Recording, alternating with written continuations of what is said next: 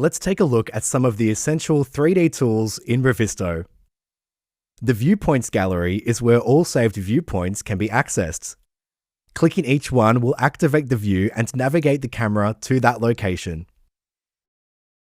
Create new viewpoints by clicking the New Viewpoint icon. You can also use the Create Viewpoint icon on the bottom toolbar. Revizto allows for folder management so saved viewpoints can be neatly organized. Double-click the title to rename your newly created viewpoint. New viewpoints are created locally and must be synced before they can be viewed by other project team members. You'll also see the Home icon that indicates which saved viewpoint serves as the home location. This can be changed as needed, but remember that any change to the home viewpoint will affect the entire project team. The Revizto Map tool is next, and it serves two major functions. First, it will highlight your location within the model and let you know which direction you are oriented. Next, it also serves as a way to jump or teleport to any location. Just double-click where you'd like to go, and Revizto takes you there. You can also toggle between different levels to narrow down your navigation options. Revizto is able to utilize spatial data from the authoring program, which allows you to navigate by the room schedule.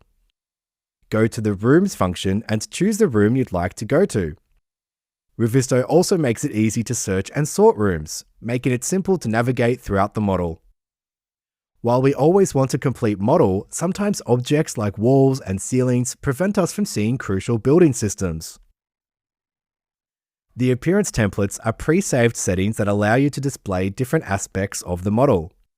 Appearance templates will be created by a project administrator to reflect the needs of the project team. This is helpful for coordination, progress tracking, and ensuring that the Revizto model is catered to the end user. Very similar to how you use multiple tabs in your internet browser, you may find yourself using multiple tools simultaneously in your Revizto session. If your screen starts to become cluttered, you have the option to resize and dock the tool windows how you see fit.